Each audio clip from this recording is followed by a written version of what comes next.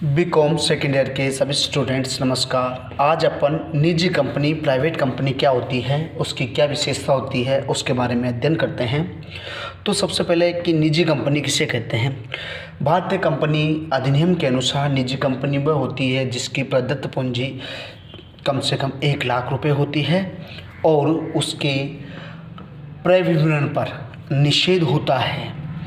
उसके जो सदस्य की संख्या होती है वो कम से कम 2 होती है और अधिकतम 50 होती है और वह अपने अंशों के अंतरण पर प्रतिबंध लगाती है। वही भारतीय कंपनी अधिनियम के अनुसार एक निजी कंपनी या प्राइवेट कंपनी कहलाती है। अब सबसे पहले अपन निजी कंपनी की विशेषता पढ़ते हैं। तो सबसे पहले अपन कंपनी की विशेषता में सबसे पहले कि न्यूनतम प्रदत्त पूंजी कि एक कंपनी की निजी कंपनी की कितनी कम से कम पूंजी होनी चाहिए। तो एक कंपनी की कम से कम 1,00,000 रुपये पूंजी होनी चाहिए। 1,00,000 रुपये पूंजी होनी चाहिए तो उसे क्या कहते हैं, अपन निजी कंपनी कहते हैं। दूसरी अंश अंतरण पर प्रतिबंध। सार्वजनिक कंपनी के अंशों का क्या होता है, हस्तांतरण किया जा सकता है, अंतरण किया जा सकता है। लेकिन निजी कंपनी होती है उसके जो अंश होते हैं उनका अंतरण नहीं किया जा सकता है, उन पर प्रतिबंध होता है। उन पर कानून के द्वारा भारतीय कंपनी अधिनियम के अनुसार उन पर निषेध होता है, उनका अंतरण नहीं किया जा सकता है। तीसरा, सदस्य की संख्या पर प्रतिबंध। भारतीय कंपनी अधिनियम के अनुसार एक निजी कंपनी में कम से कम 2 सदस्य होते हैं और अधिक से अधिक 50 सदस्य होते हैं। निजी कंपनी में कम से कम 2 सदस्य होते हैं और अधिक से अधिक 50 सदस्य होते हैं। फिर अंशों व ऋण पत्र, जो अंश और ऋण पत्र होते हैं उनके निमंत्रण पर निषेध होता है। यानी भारतीय कंपनी अधिनियम के अनुसार प्राइवेट कंपनी वह होती है जिसमें अंशों और ऋण पत्रों के लिए उन पर निमंत्रण नहीं किया जा सकता है। जो सार्वजनिक कंपनी जिस तरीके से क्रय विवरण जारी करके क्रय विवरण जो जारी करती है उस तरीके से निजी कंपनी क्रय विवरण जारी नहीं कर सकती है। उनके मतलब अंशों और ऋण पत्रों पर निषेध होता है, यानी वह जारी नहीं कर सकती है, उसके अंश जारी नहीं बन सकते हैं, ऋण पत्र जारी नहीं बनाए जा सकते हैं। फिर अगली जो विशेषता आती है, सार्वजनिक जमाओं पर निषेध।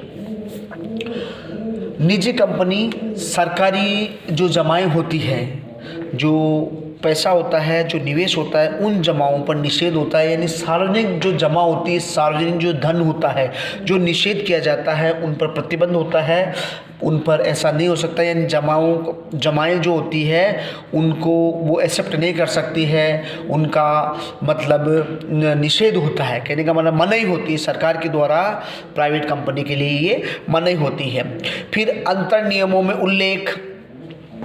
निजी कंपनी में जो उपरोक्त ये अपने 1 से 4 तक बातें बताई है, उन बातों का एक निजी कंपनी के जो एक्ट किया जाता है उसको भारतीय कंपनी अधिनियम के अनुसार जो एक्ट बना है उन्हीं 1 से लेकर 4 बातों का पालन करना अनिवार्य होता है, कंपलसरी होता है।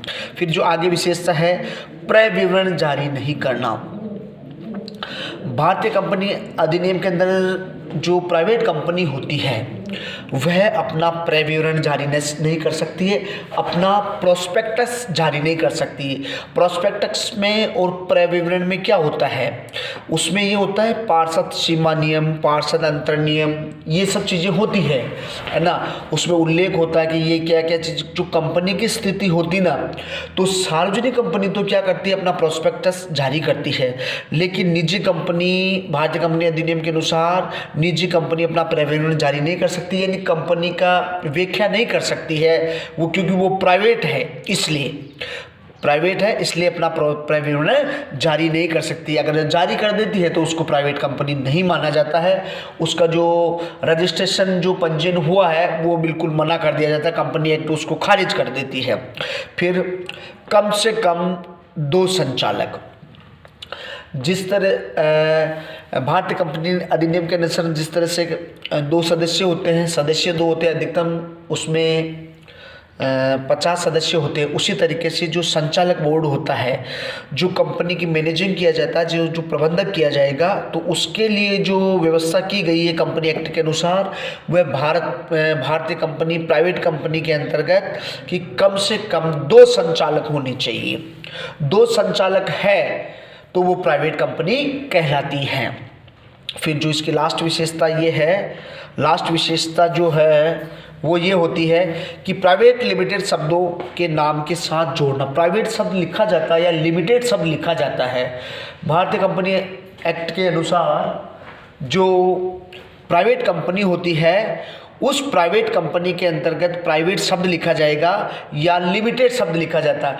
वो लिमिटेड शब्द का मतलब ही अपन जब पढ़ते हैं, किसी कंपनी के बाहर बोर्ड जो लगा हुआ होता है और उसमें लिमिटेड शब्द होता है या प्राइवेट होता है, तो अपन ये मानते हैं कि ये निजी कंपनी है, किसी व्यक्ति विशेष की है। इसका मतलब ये सहकारी कंपनी नहीं है, सरकारी कंपनी नहीं है, ये सार्वजनिक कंपनी नहीं है। तो कहने का मतलब प्राइवेट संस्था के अंदर, प्राइवेट कंपनी के अंदर ये निजी प्राइवेट लिमिटेड शब्द का प्रयोग करना अनिवार्य होता है।